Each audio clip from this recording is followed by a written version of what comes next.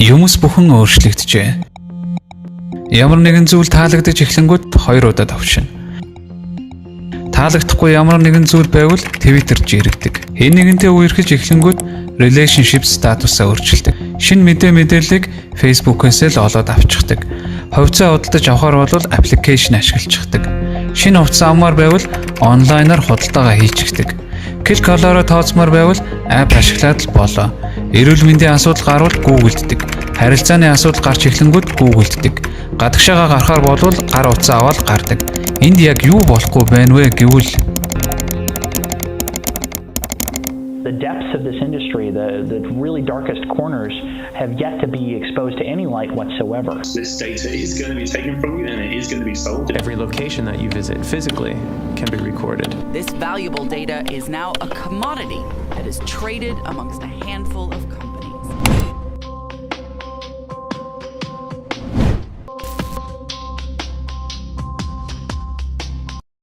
Энэ бүхэн ерөнхийдөө ингэж ажилладаг юм. Таны нэр, таны нас, таны өндөр, таны жин, таны хаяг, таны ажил, таны гэр бүл, таны найзууд, таны лайкууд, таны дислайк, таны гар утасны дугаар, таны имэйл хаяг, таны эрүүл мэндийн асуудал, таны худалдаа авалтын зуршил, таны регистрийн дугаар, таны улс төрийн үзэл бодол, таны шашин шүтлэг, таны бичсэн чат, энэ бүхнийг бүгдийг базаад нэг дата багц бий болгож байгаа юм. Хэсэг мэдээллийн цуглуулгууд юм. Харин тэрхүү мэдээллүүд нь маш үнцэнтэй зүйл юм. Яагаад бас хинт гэж юу?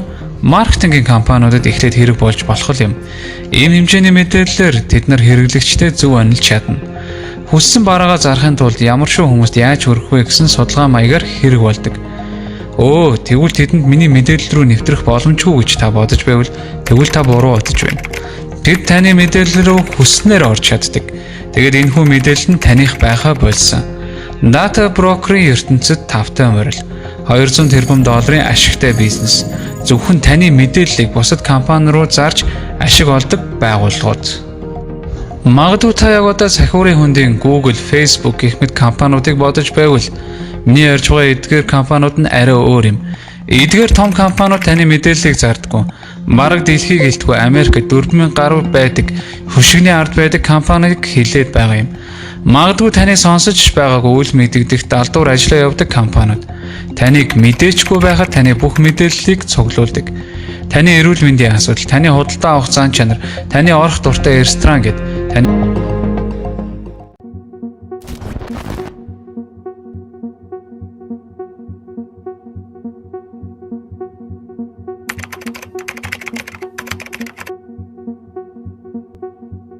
хүмүүсийн мэдээллээс ашиг олохын тулд тэдний мэдээллийг цуглуулах хэрэгтэй болдог. Сонсоход хэцүү санагдавч гэвч бодит байдал дээр таны бодсноос ч илүү амарх юм. Одоо үед хүмүүс сайн дураараа мэдээлэл өгдөг. Энэ бүхнээс ашиг олдгийг мэдэхгүйгээр эхлээд олон нийтэд нээлттэй байдаг мэдээллээс эхэлдэг. Таны сошиал хаяг дээр ил тавигддаг мэдээллүүд. Тэдний лайк таарсан пэйж хуудас, тэдний очисон газар, байршил гэд, тэдний үерхэл эсвэл гэр бүлийн байдал гэд, хобби, найзуудын жигсаалт, газрын гэрчлэгээ, үйл хөдлөх хөрөнгийн жигсаалт, цагдаа ганцрын тодорхойлт, төрсний гэрчлэгээ, улс төрийн байр суурь, үр зээлийн мэдээлэл. Энэ бүхнийг одоо үед олон нийтэд нээлттэй байдаг болохоор хинч нэвтэрч болдог юм. Гэвч энэ бүх мэдээллүүд нь хангалтгүй байдаг. Үүнээс ч илүү их мэдээллүүд хэрэгтэй болдог. Хэрэглэгчдийнхээ мэдээллийг зарж чадах компаниудыг олох хэрэгтэй болно гэсэн үг. Таны нөгөөх гишүүнчлийн карт энтер гээд худалдаа авалтын түүх энтер бүгд байгаа. Та хэзээ худалдаа авалт хийсэн, та хэдэн удаа юу авч байгаа бүгдийг гаргаад ирнэ гэсэн үг. Тэгэд юу гэж энэ бүхнийг зардаг. Retailers are finding out that they have a secondary source of income, which is that the data about their customers is probably just about as valuable, maybe even more so, than the actual product or service that they're selling to the individual. Жишээ нь автомашины лицензийн газраас мэдээлэл цуглуулад үзэх гээд үз. Таны нэр, хаяг болон бусад мэдээллүүд бүгд байдаг. Үнэгүй вебсайт, апп, эсвэл бусад төрлийн үйлчлэгийг бий болгож хүний нүдэнд гаднаас нь гэмт зэмгүүч цаанаа нэг өөр зорилготой байж байдаг. What web visitors don't realize is that Take 5's real business is collecting and selling the information. Энэхүү веб хуудас болон аппликейшнүүд нь мэдээ хуулагч, байршил тогтоогчтой байдаг.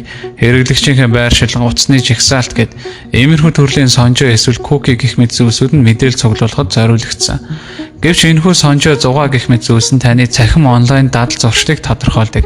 Таны орж гардаг веб хуудас, таны уншдаг мэдээллүүд, таны онлайн худалдаа авалт энэ нь бүхэл бүтэн мэдээллийн цогц датаг бүрдүүлдэг. Тэгээд дата бэлэн болмогц таны мэдээллийг өгөхөд бэлэн болсон байдаг. Магадгүй та энэ бүхэн хууль бус биш гэж юу гэвэл мэдээж та энэ бүхнийг өөрөө хүлээн зөвшөөрсөн юм чинь. Та бүхэн өөрсдийнхөө сайн дураараа хүлээн зөвшөөрсөн байдаг. Эдгээр хүмүүс accept хийж, agreement хийж, веб хуудас болгон дээр гарч ирдэг товчлуур дээр таардаг. Заавартаа нарийн танилцдаггүй болохоор шууд л хүлээн зөвшөөрдөг. Өөрсдийнхөө сошиал амьдралыг олон нийтэд харуулдаг болохоор Facebook пэйж хуудас дээр хүртэл таардаг лайкнууд хүртэл өөрсдийнхөө үзэл бодол болон өдөр тутмынхаа амьдралыг постлдог. Бид шал өөр цаг үед амьдарч байна. Өөрсдөө мэдлгүй зүгээр л хүлээн зөвшөөрдөг. Тэдний дижитал гарын үсгнүүдийг цуглуулдаг. Байж болох бүхэл мэдээллүүдийг цуглуулдаг. Хэр олон мэдээлэл цуглуулна энэ бүхэн чинь дараагийн шатанд хэрэг болдог.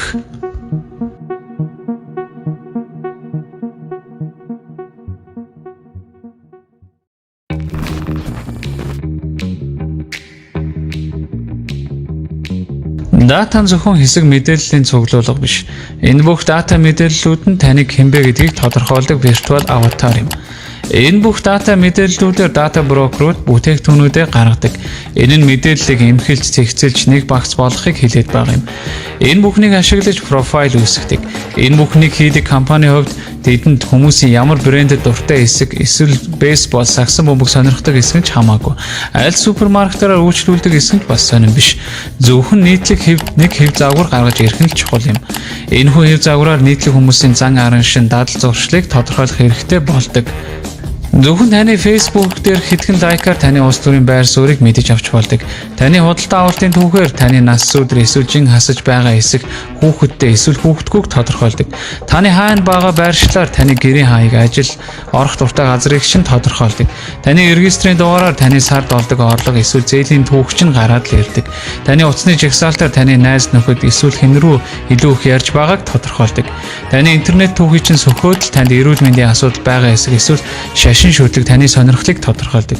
Та гадаад руу гарах гэж байгаа хэсэг эсвэл авалтыг чинь сонирхож байгаа зүйлсийг нь гаргаад ирдэг. Энэ бүх таамаглалуудаар мэдээллийн багцанд хүн бүрийн профайлыг үүсгэдэг. Энэхүү профайлаар таныг чухам хинбэ гэдгийг олж мэддэг. Та яг яаж боддог? Таны зан арын шиг хэн эсхийг тодорхойлдог. Энэ бүхэн чинь бүтээгдэхүүн болж байгаа юм. Хүн бүрийн эмхэл цэгцэлсэн мэдээлэлээр дүүрэн хүн бүрийн онлайн хэв загвар энэ бүхнээр профайл үүсгээд үүнийгээ зарж эхэлдэг.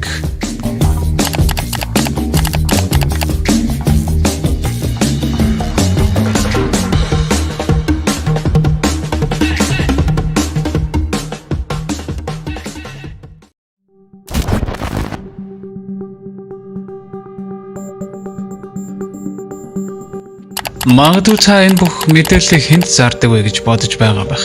Үүний хариулт нь хараал идсэн хинч байсан хамаагүй хүссэн үндэ зарах боломжтой. Хамгийн түрүүнд маркетингийн компаниудад хэрв та эрүүл мэндийн асуудалтай хүмүүсийн мэдээлэл байвал тэдний худалдаа авах шийдвэрт нөлөөлж чадна гэсэн үг. Маш олон компаниуд тэрхүү жагсаалтыг авахыг хүсэх байх. Фитнес зал, хувийн дасгалжуулагч, эрүүл мэндийн бүтээгдэхүүн гаргадаг компаниуд, эрүүл мэндийн зөвлөгөө гэх мэт онлайн фитнес хөтөлбөрүүдгээд цааш үргэлжлэнэ.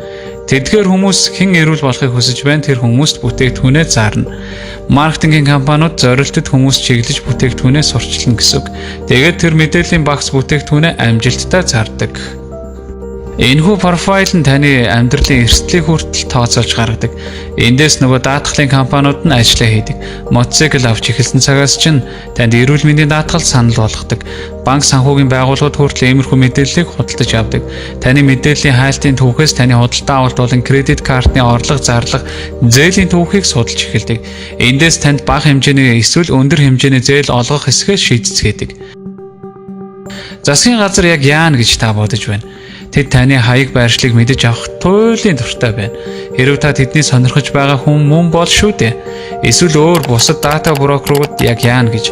Дата брокерууд өөр дата брокеруудад ч гэсэн хүмүүсийн мэдээллийг худалддаг. Энэхүү байгууллага нь бүхэл бүтэн Аалзны торон сүлжээ шиг л ажилладаг. Өөр байгууллага болон бусад дата брокеруудад хүмүүсийн мэдээллийг зардаг. Хэр үнцэнтэй байгаа эсгээс шалтгаалж үн ханшаа тогтоодог. Хов хүний мэйл хаяг ихтэл $89 байдаг гэдэг. Энэ бүхнийг ашиглаад сонгуульд хүртэл ямар нөлөөтэй гэж та бодож байна? Яг нарийн тогтсон үн ханш байхгүй ч гэсэн тэд эндээс ашиг бол олж чадаж байгаа. Энэ нь хууль ёсны боловч үйл ажиллагаа нь зөвхөн сүүдэртэл бий болж байдаг далд зах зээл юм. Та бид бүхний мэдээллийг ашиглаж нийт $200 тэрбум ашиг олдог байгууллагад энэ бүхний эцэст танд ганц л асуулт байгаа байх. Энэхүү контентийг ихэлсэн цагаас хойш асууж байсан тэрхүү асуулт юм.